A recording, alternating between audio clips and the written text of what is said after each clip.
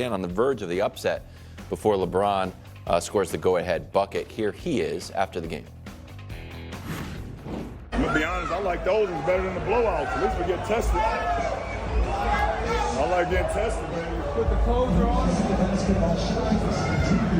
I like being tested. Those are the best ones.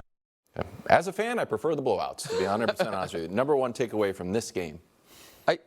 Seeing the reverence that his teammates have shown towards him this entire process has been a revelation. From they took a players on the team vote, who's the best player on the team, not who's the leader, who's the captain, who's the best player. A few guys got 1 vote, one guy got 2 votes, LeBron got 5. Anthony Edwards voted for himself. Twice. That Anthony Edwards being asked after this game what was there, and says LeBron James. Steph Curry calling him the closer. We then, and I know we'll get to it, like have the added, not really basketball, but kind of also basketball, him being the flag bearer for the team, the first ever men's basketball player to do it. We did Friday, I don't think it's posted to social media yet, but Friday after the show, we did a 92 versus 2024 draft of the Olympic teams or whatever. I was there. And I'm telling the audience, they were not there because it hasn't posted to social media. And it was based on how good they are right now, not at their peaks, how good they are right now. And Brew had the second pick of the draft and took LeBron James. That was more to stick it to you, though. Well, but it was also, I think he's the best player on the team.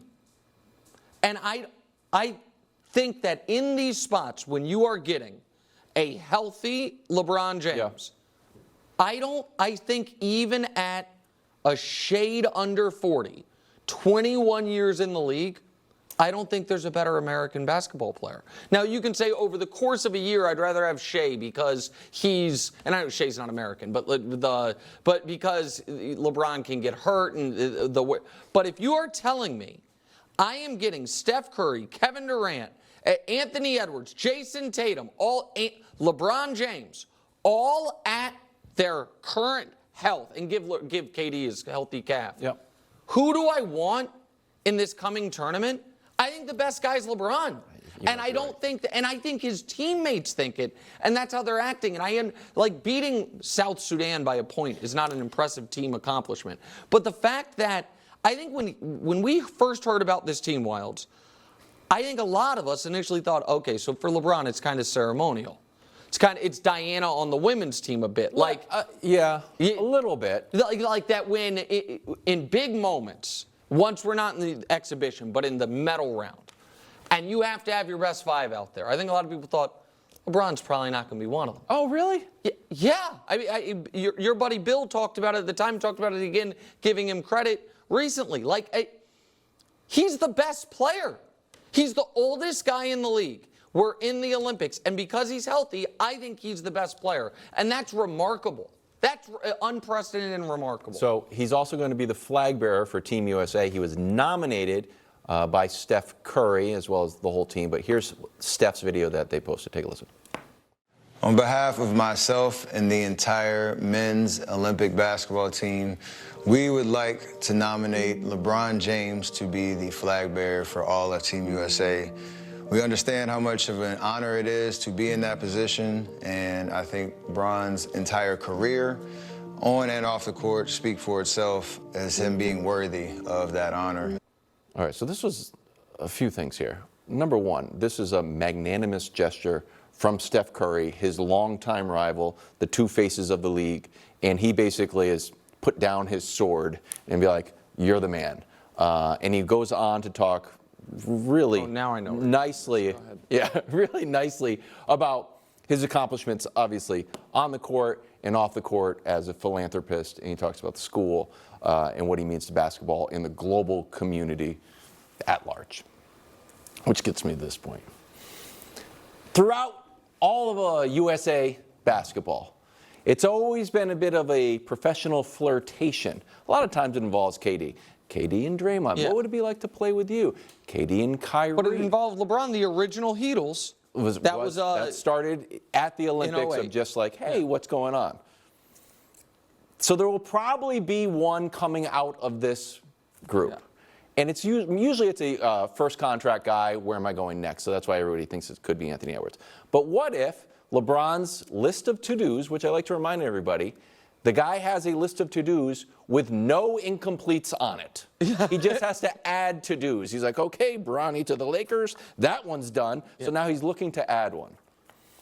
Is the to-do that he's going to add play with Steph Curry in the NBA? So, listen, I know you're a busy man. Yeah. And, you know, when you're not doing the show, prepping for the show. Did you talk about this You on the listen to The podcast? Odd Couple on 7 to 10, so you don't always have time for What's Right with Nick Wright I'm still Tuesdays and binging. Thursdays I'm still binging. on YouTube. But a week ago when I said, Tough ones. I Dustin, you gotta let me know. now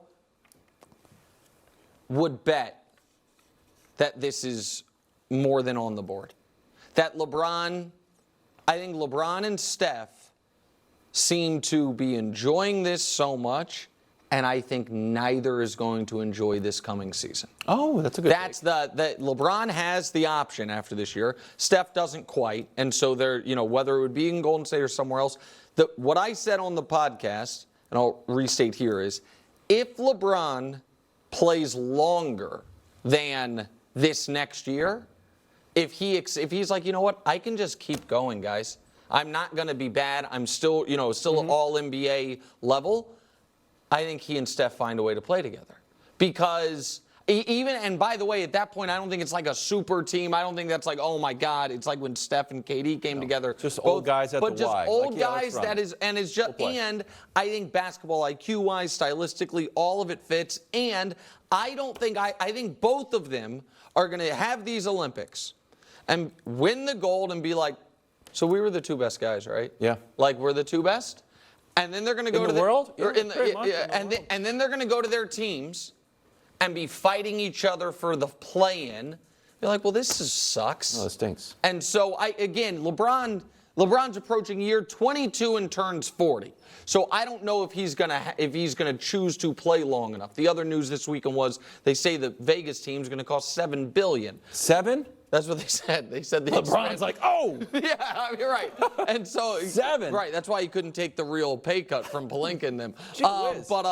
But so I don't know how much longer he's going to play. But I agree with you. I also think for the NBA, which has milked the Steph and LeBron gravy train for as long as possible, if there's any way for them to grease the skids to that happening as a farewell year or two, I think it'd be good for business.